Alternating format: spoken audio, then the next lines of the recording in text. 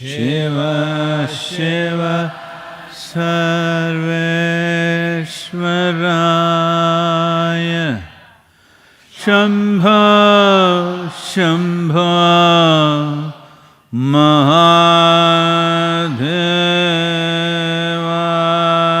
Mahadevaya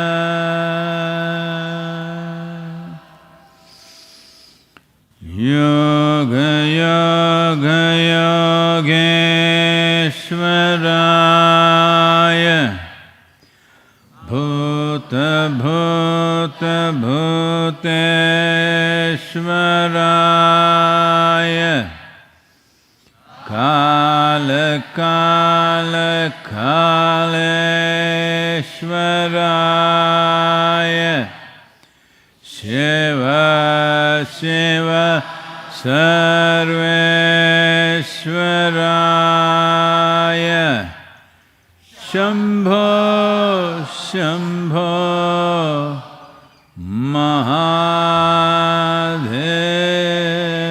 Mahadevaya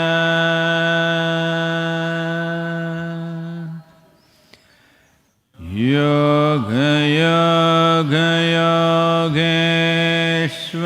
Yogeshwaraya Bhuta Bhuta Bhuteshwaraya Kala Kala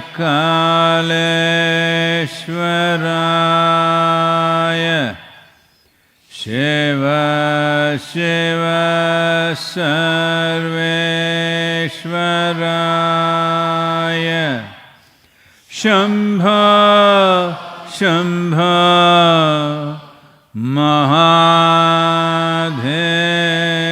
Mahadevaya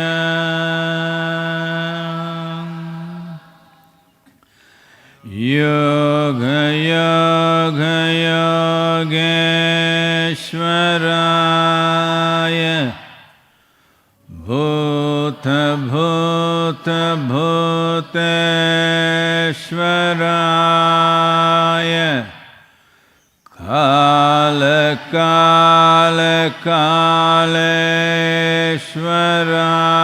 Kaleshwaraya Shiva Shiva Sarveshwaraya Shambho Shambho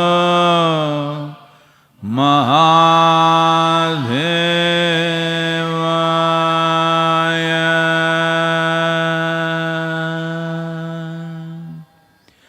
Yoga Yoga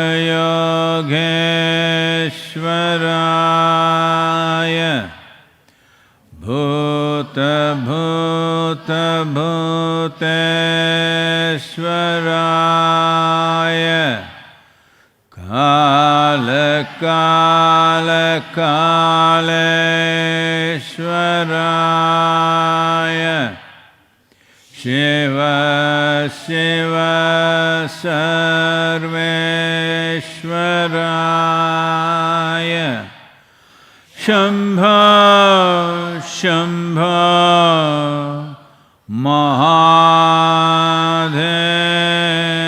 Mahadevaya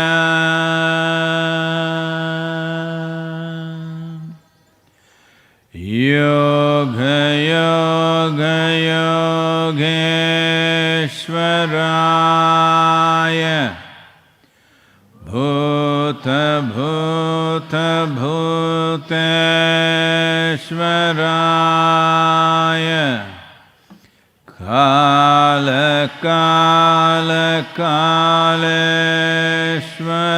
Kaleshwaraya Shiva Shiva Sarveshwaraya Shambho Shambho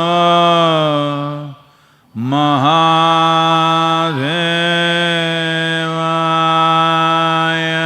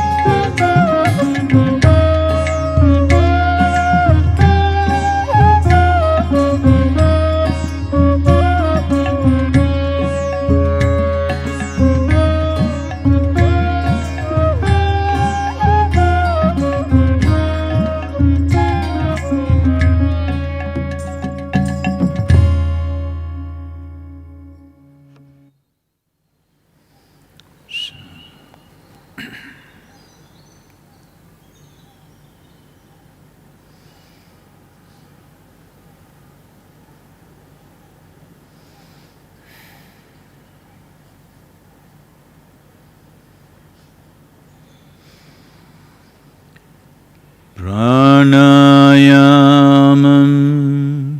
pratyaharam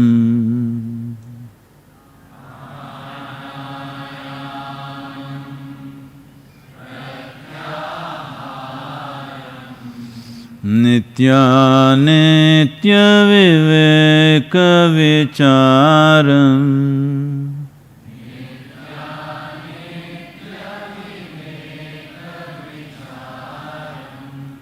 japya sameta samadhi vidhanam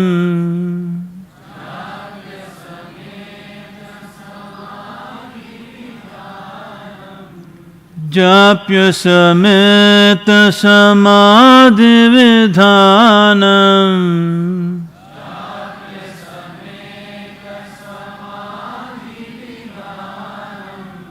kurvavadhanam mahadavadhanam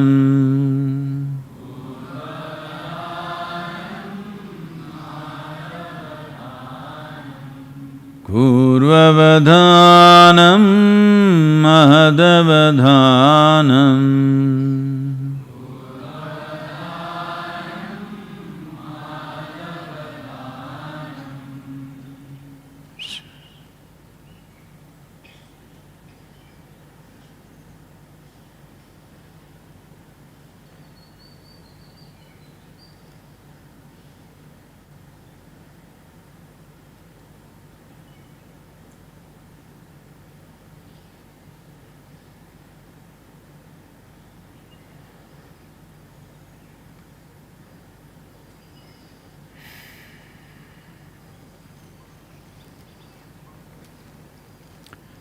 Namaskaram, everyone.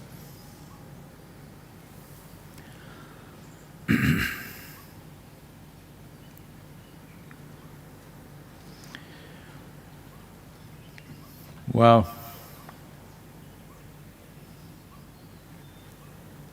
every day we have some sessions on the news channel and variety of other interviews are being done, almost everywhere.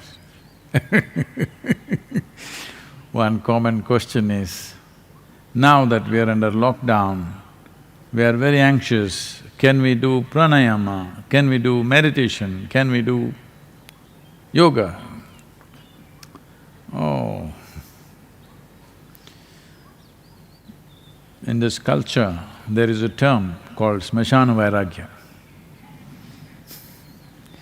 That means somebody near to you, especially when somebody of your own age dies, you go for the cremation, there you see this person who was on yesterday, today, poof. Suddenly, your own mortal nature comes and hangs in front of your face. Of course, till then you were immortal. Just when you see another human being just like you, if they're very old, you say, they're okay. That's not yours, because you're immortal, they're mortal people. But when somebody that you know of your own age group, reasonably around, somebody that's intimate to you, you have known them, and when they die, suddenly it hits you, well, this is also mortal. You will see post-cremation conversations will happen in the families. What is there? What are we fighting for? What are we working for? What does it all mean? Anyway, it will all end like this one day. This kind of very dispassion, talks of dispassion will happen. But by the time they come out of the cremation grounds, by the time they come near the vehicle, already there is 1 dozen WhatsApp messages.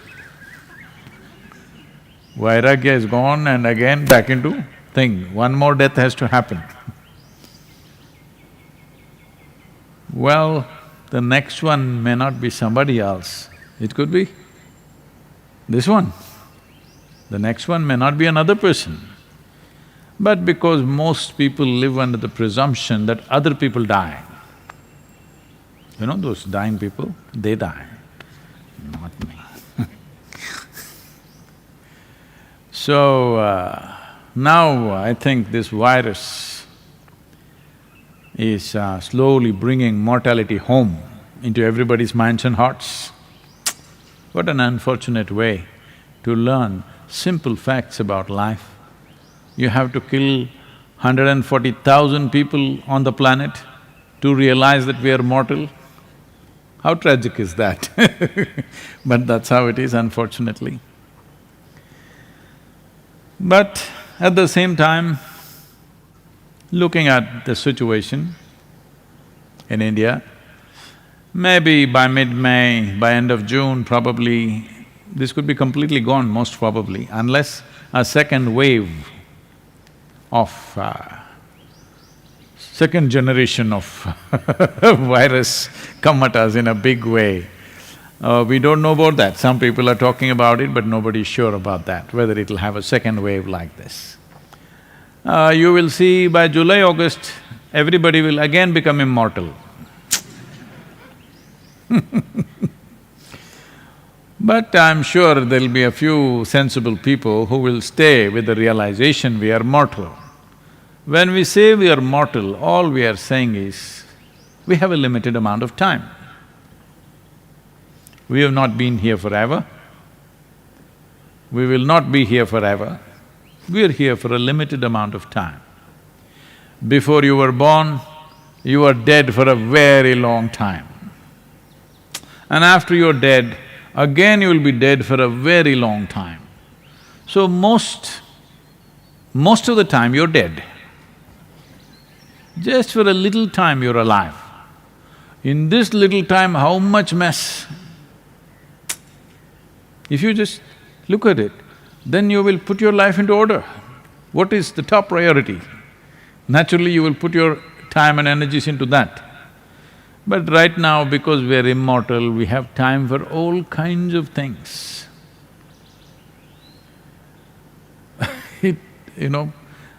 Many things. I don't want to make comments about people's lifestyles, but many times it amazes me. If you especially, because in India I don't get to see much these days because wherever I go I'll get mobbed up. So, for something once in a way, in United States, if you go out into your big mall, how many damn things are being sold? I can't believe it. How to trim your hair in the nose, there are 25 different kinds of instruments. I just looked at this, what? No, different ways. Innovations and innovations and innovations. I'm saying like this, how to trim your nails, it's a big thing. All kinds of shops, just nails and hair. Hair products, nail products, the amount of money involved in this is much bigger than what we have invested in our brains. Yes, and it's showing, the results are showing. So, this is not to give a commentary on somebody else's life. All this is happening because somewhere there is a sense of immortality. It's not individual people, if they want to do something, they can do something, but entire humanity, businesses, commerce, everything is investing like this, simply because they've become so important. How I am right now, my way of being is far less important than how I look, far, far less. Well, for which you're paying a price. So, we can go on like this, and the amount of money that being spent on, the amount of industry involved in producing alcohol to cause a certain amount of inebriation or unconsciousness, how much money? Because people are even convincing themselves they function better with alcohol. Well, mildly, because these days, in some of the universities that I visited in United States, I don't want to name them, very rich universities, they have free beer dispensers. Different companies, the top companies in America, I didn't see the Corona one, but the other ones they have dispensers where beer is free for the students. Any time of the day they can drink, because that is not really considered a hard liquor. It is just mildly like that. So, the students came all little beard up. No, I didn't mean you.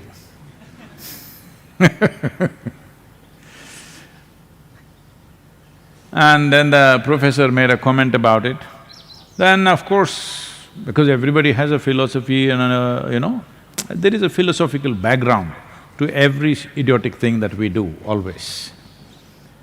So they said, why are you making negative comments about our beer consumption? Because most people function better with alcohol. So the professor said, nobody functions better with alcohol, it is just that they are less ashamed of doing things badly. They do things badly, but they do it with swagger, because they're no more ashamed of doing things badly. If you're not inebriated, if you do something badly, you feel not good about it. But when you're drunk, you can do idiotic things and still feel great about it. That's an advantage. So now everybody wants to learn pranayam, meditation, turn inward, spirituality, whoa. Right now, just stay alive, stay sensible, stay balanced, stay alive. That's all the best you can do right now. Suddenly, because you read 2 sentences from a scripture, you don't become spiritual. You just need… See, what you're looking for is not spirituality, what you're looking for is a little bit of psychological balance, because you're going crazy staying at home. Not that you are very sane going to work, it is just that your insanity was distributed to many people, so it was not felt. Now it is concentrated towards a few people, so it's clearly there. I'm sure people at home, some of them are telling you clearly who you really are. This happens because outside, engagements are small, so people will say nice things to you. You went outside, somebody told you you are the most wonderful human being because they want to get something done from you. So you little floating on cloud number whatever. Here in the south we do 11, maybe elsewhere you do 9. We take pleasure in riding the 11 cloud, not 9, not cloud 9. Here South India, 11 because we're at 11 degrees latitude, everything is 11. But you went home, people at home told you who you really are, poof, the cloud melts away. The wisdom of this is, cloud is not a good vehicle for you to ride, whether it's 1 or 11, because anytime it'll melt. It's not a good vehicle. Fairy tales, they ride clouds, they even ride pumpkins. Don't do those things. If you don't have any vehicle, use these two. Otherwise, build something reliable, resilient, which will carry you across. You try to travel on a cloud, we know where you will end up very clearly. Whatever the number of the cloud, I'm telling you. If you try to ride an unreliable vehicle like that, you will crash. Right now, this is all that's happened. You have to live this life through this vehicle, this body and this mind. Now, little heat around you, this cloud evaporates, Suddenly it puts you down. Many times it put you off. Maybe sometimes powered by some spirits. A little boy asked his father, "Father, what do we call those people who connect us with spirits?" The father said, "Bartender."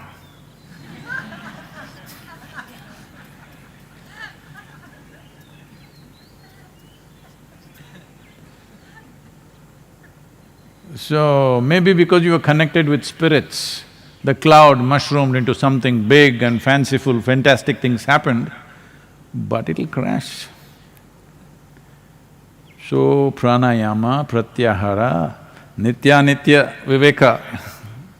This means just with keenness of attention, you decipher what is true, what is untrue. What is the nature of existence, what is made up in your mind. This distinction you must make. If you misunderstand your thought process to be existence, of course you will suffer. You must suffer, otherwise what is the point of my life? If you, with fanciful ideas, if you're floating ecstatically all your life, what is the point of lifetimes of effort to decipher what is true and what is untrue? So, this must be done. If virus has inspired you, thanks to the virus. But don't think, I think the lockdown is partially ending in another 2 days, 20th. In 2 days you want to turn spiritual. No, you can make up your mind on that, but you cannot suddenly pretend to be spiritual, because spirituality is not a philosophy, it is not an ideology, it is not an attitude that you take, it's not some belief system. Spiritual process means you clearly disentangled from all the things that you made up. Your entire investment. When I say all the things that you made up, it includes everything, your social scape, your family, your body, your mind, all these things you made up. No, I didn't make my body. You did. Either you made it well or you made it badly, but you did. If you disentangle or at least create a little space between all that you have made up, then spiritual process is a natural process, there is no other way to live. So, this sudden interest in spirituality is very wonderful, but I'm looking at it with a little bit of amusement. How long will this striving or this longing last? The moment lockdown is lifted, will it get lifted elsewhere? Or has virus definitely brought some realization in your life? That's fantastic. If it has, it should.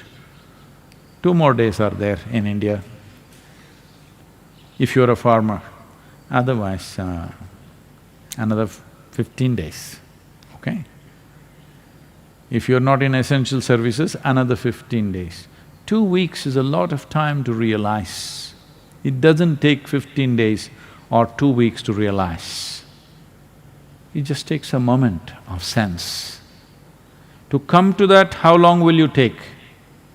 Please make up your mind, because at least I've been reminding you always.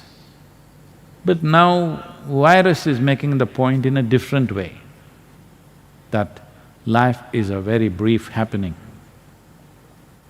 So how long you want to take to make up your mind, that's all. Once you make up your mind, yes, I want to know the nature of this life, it is not far away, because what is within you is not far away.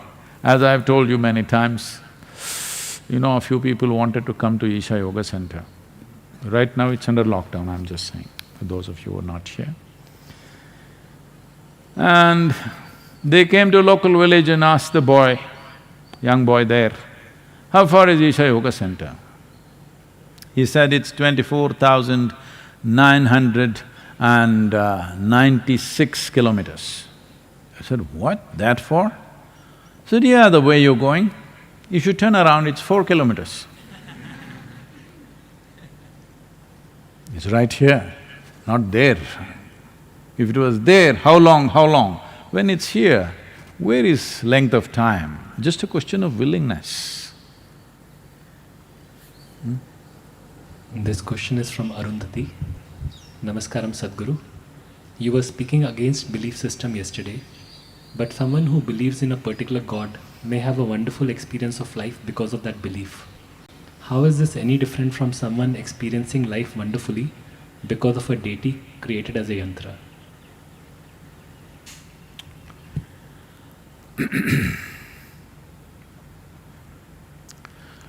So because you believe something, when you believe something, it brings you lot of confidence. That's the reason why we believe. Well, we started with believing God. These days it's become fashionable to say, I believe in myself. I don't know what that means. How can you believe in yourself?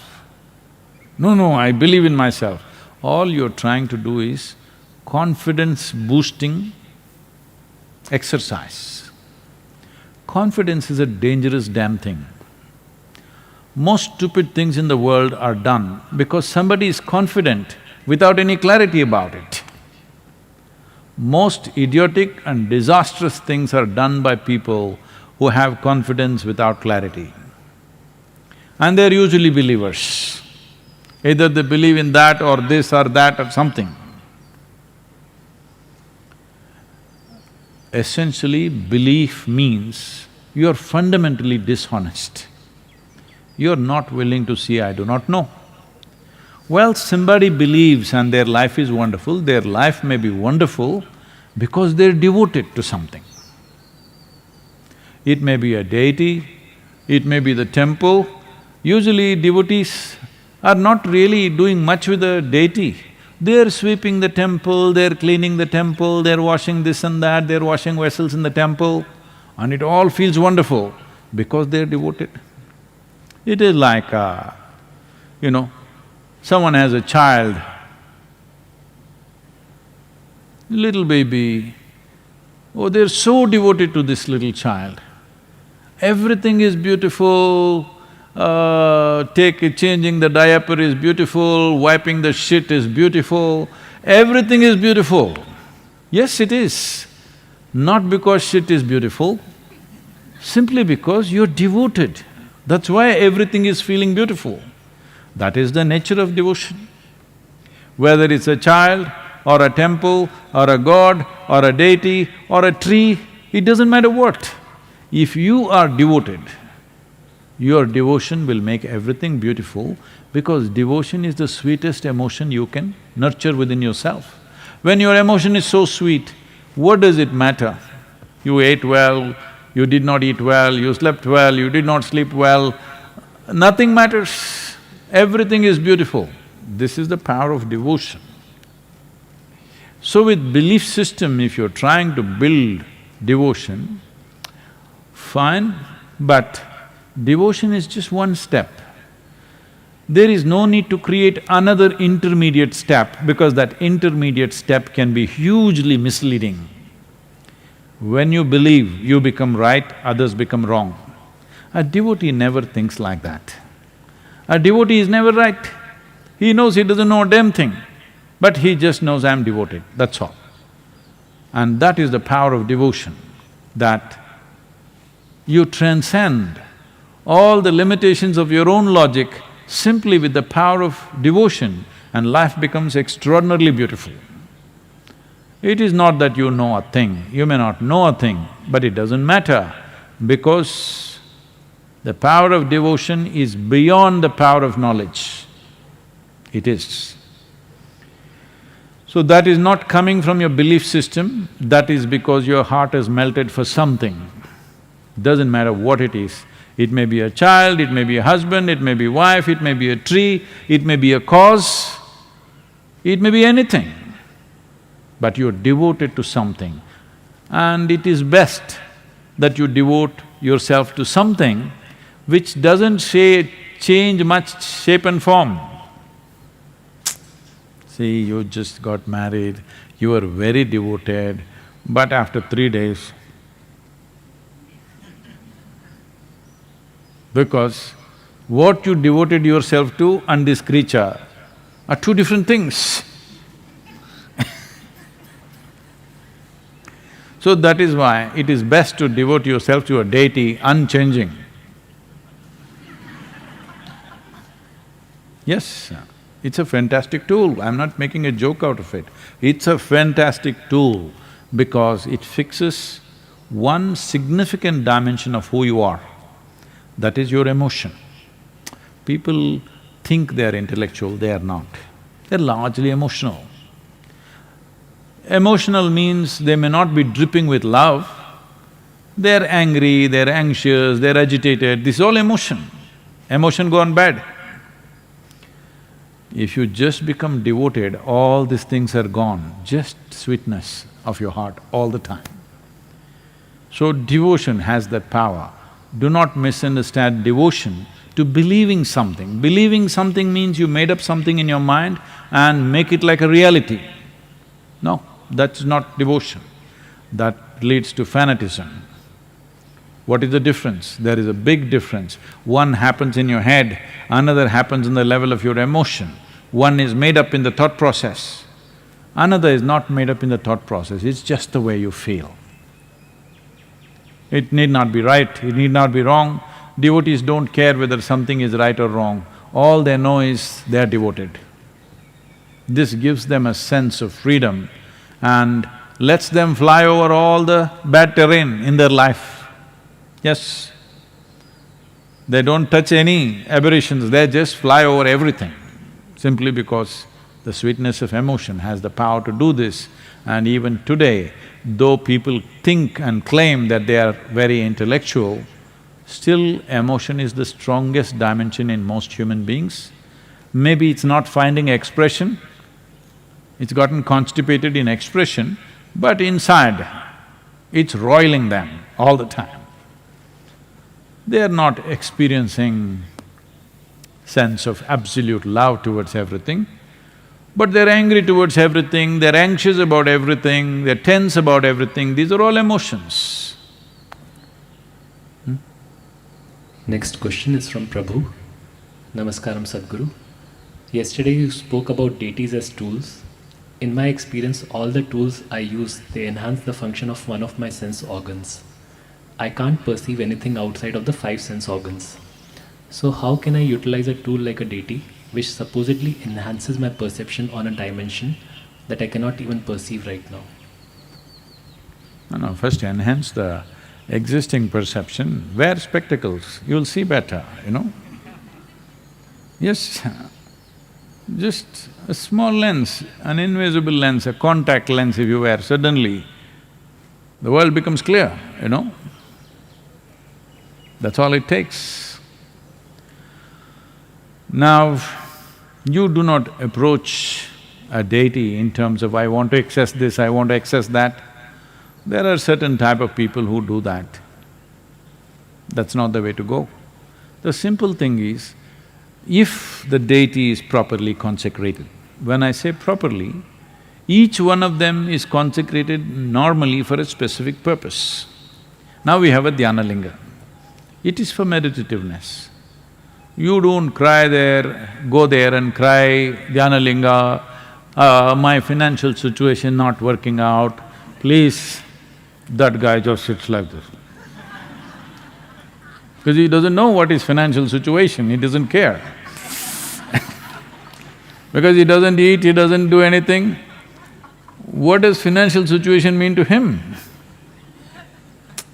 Then you go to Devi, you know. There you can cry, because she needs these things, she understands that part. Like this, different things are made for different purposes. All that might have gotten garbled in the culture today, people think temple is a temple, it's not like that. Well, I've been trying to explain this about certain temples about which there are controversies. Some of the men here are protesting, why can't we be Devi, Vairaganas? Only why women are in charge of the temple? Why is it only their privilege? Gender discrimination. That's how it is, because she's consecrated that way. It needs women, she needs women around her. She needs that, and that's the way it is done, for a specific purpose. So, if it is well consecrated for a specific purpose, consecrations are of different kinds. There are some consecrations which just reverberate. They have no discrimination. Like, well, you have these lingas in the Surya Kund, they have no discrimination, they just reverberate. They've been set up for a masculine energy, they simply reverberate. Whoever comes, they don't know. Even if you put a buffalo into the pond, they won't know, they will do the same thing, because they just… it's like light. Light is on, you can read, you can write, you can see, you can do whatever the hell you want. It doesn't care, it just puts out light, that's all. So, they are that type of consecration where there is no discrimination or any kind of discernment in that. But Dhyanalinga, Devi, these are made differently where there is a discernment. It's not that if I say this, this could be taken literally. If you enter the temple, the deity knows who you are. Who you are means not your name, your father's name, we don't care. Even I have not asked what's your father's name. When I wanted to marry my wife, I didn't ask her, what is your father's name? My father was shocked that you don't know her father's name and you're marrying this girl. I said, I'm just marrying the girl. So, there are certain people who wants to know father's name, how much wealth he has, what is his financial status and social status, because they're marrying something else. So, this aspect of the deity able to recognize you has been done in many ways. This is done in a very refined, sophisticated way so that it recognizes anybody based on how their energy situations are, where the status of life is right now, what level of evolution, how it is, in that sense.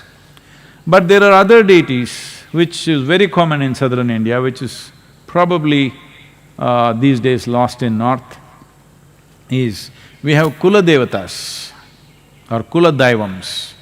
That means a particular deity created for a particular Kula. Kula means a smaller segment of a caste.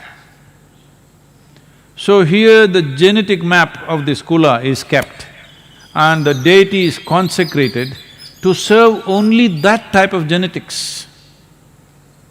This is why this fight in the villages, any inter-Kula marriage or inter-caste marriage means why they're struggling is, then you won't have a god of your own. You will become outcast. Well, that's taken on a social dimension and an ugly forms, that's a different matter. But essentially it is coming from this fundamental understanding because you have created an energy form which takes care of this particular genetic information. If somebody who doesn't belong to that comes, it won't respond. So these things were done in a very scientific way for different purposes. There are many fantastic processes even today, but mostly lost. So it is better to create universal things which are not based on genetics, but based on the evolution of one's energy. That is what we are doing. That is why these new temples, which will not recognize you by genetics, it will not recognize you by your parentage, but will recognize you for what you are right now. So, both these things were done right from ancient times. But most of the temples were done for genetic material because that is what people would fund. They want a specific temple in their town for their clan, so that their well-being, they created those things. A few were created for everybody's well-being, so they were always named differently to make you understand a little bit. Here, let us say there is one Mariamman temple, it will have a prefix name of a particular kula and then that. But let's say some other temple like let's say Kashi Vishwanath, it's Vishwanath. That means he is for the entire world. He is not recognizing you by your genetics. He is recognizing you by who you are right now in terms of your energy, in terms of your evolution, where you are right now. In that context, Dhyanalinga will not recognize your genetics, he doesn't care whether you came from your mother's womb or dropped from heaven, we don't care. Because we don't think coming out of your mother's womb and dropping from heaven, one is superior to the other. It doesn't matter how you came, how are you right now, that's all that matters. So, this is a different dimension of consecration. So when we talk about deities and about you enhancing your perception, you don't go there to enhance your perception. There is a process, what to do. You just do that process, you may get enhanced. Oh, so it is iffy, is it? It is not iffy, it depends on where you are, accordingly it'll enhance you. If you get enhanced for what you are not ready, you will go crazy, believe me, you lose your mind. If you saw the things that I saw when I was very young, I'm telling you, you would have lost your mind, many of you. Because I saw all kinds of things and sat there like this, and even people around me thought I have some psychiatric issue because I sat seeing all kinds of impossible things. So if you develop a perception to see something which your mental framework and your energy framework is not ready for, you will be shattered. So you never go seeking a particular level of perception, you just go do the process. The deity is been created in such a way, it is of a higher intelligence than you. You allow it to work with you. You just do your sadhana as it is prescribed. This is the excess, this is the code. Just make use of it, and how much excess you find, let's see. Depends on who you are.